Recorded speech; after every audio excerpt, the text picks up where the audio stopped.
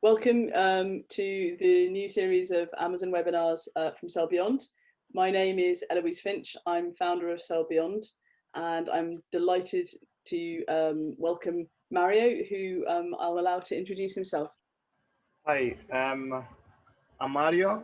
As Eloise said, I'm with Sell Beyond. I'm an Amazon seller myself. Started in 2017.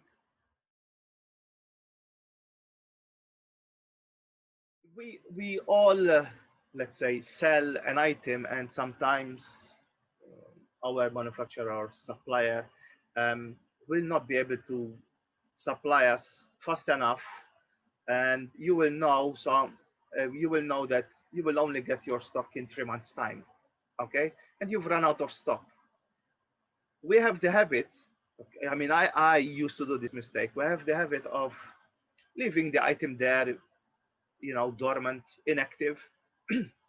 But actually, after 1 month, it's better to delete the listing, or you can also deactivate the listing. But the right way is when it's going to stay there for a long period of time, it's going to take you time, or maybe it's a seasonal product, then it's better to delete the listing. And when you delete a listing, you're only deleting the listing from your seller central, not from the Amazon catalog. The item will still be there. Okay, so this might sound quite radical, but the key point is that we can't have, Amazon basically doesn't want to have things that look like they're out of stock for a long time. That's what they're saying. You're not satisfying the customer. You say you can sell something, but it's out of stock. That's really what the problem is. They want the customer satisfaction. Would that be fair, Mario? Active listing needs to be optimized. But this, I think, many do it. All of us know that we need to optimize the listing. Have a good converting rate. They need to convert. If you have a listing which is optimized and is not converting, maybe the people do not want to buy it, or they are not. You are not using the right words. Still, that needs to be optimized again. So slow-moving items can cause your sell-through, basically. Okay, how fast you sell. How fast Amazon see you selling. So it rates you on that, and I will come later on that. And your stock. So remember that word, stock. So inventory planning. Inventory planning is has got 4 influencers. Okay, so when you go into inventory planning, you see 4 bars. Some people see 3, but I will say why later on. Why you see 3. Usually you do not see the last one, in stock inventory. But if you see them all 4, they are excess inventory, sell-through, stranded inventory, and in-stock inventory. You might not see the 4th one because you are so consistent in your how to replenish your stock that you have reached the perfect optimized way for Amazon. On this webinar, they have improvements to make, Mario. Otherwise, they wouldn't be on the webinar, right? No, but I'm just saying, if they don't see, because there could be somebody that is not seeing. I'm just going to stop here because I did see a question from Andrea. I wanted to deal with it while we're on here. Is a removed listing the same as a suppressed listing? That's the question from Andre. Removed listing, how to say? Removed listing can be removed by Amazon for some issues. Suppressed, you need to see the distinction between them is practically none. They are the same. They use suppressed and they use or delete. One, you get a warning, I think, so you might have done something wrong. The other one is something that they might have done. But I personally haven't really come to the conclusion when they use the word suppressed and when they have used the word.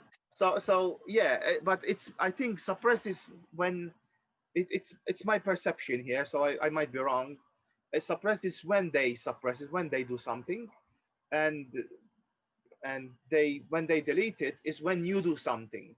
That's my impression of it. I would say that I could be wrong. I've seen where people have used, like if you're selling a product and you say it's organic, but it's not, Amazon will say, where's your organic certification? They might suppress the listing. whereas that where Amazon is doing something to you, whereas what you're saying is, well, it seems like there's not much of a big distinction that we can learn from here. No, what I was referring, they decided to merge an ASIN. So basically, it's something that they did, and they moved your. They're asking you to move your items from this ASIN to another ASIN, which because some people list the same ASIN twice, which is not something that they like. Okay. Things like that. So the one on top, excess inventory, it has got the most weight on the numbers. Okay, sell-through is the second one. Third one is stranded inventory, and fourth one is stock inventory. So you start tackling the first one if you have this issue as soon as possible, because this will start stabilizing the number quicker. Okay, so this is your this is a typical example of an inventory planning. So there's the number 503. That's the number that how Amazon rates, and you can see that you are close to the close to the red, because the red starts at 499. So if you have an account that looks like this, you want to go back into that inventory planning menu and start looking at it. Then you see next to it, then you see the 4 bars.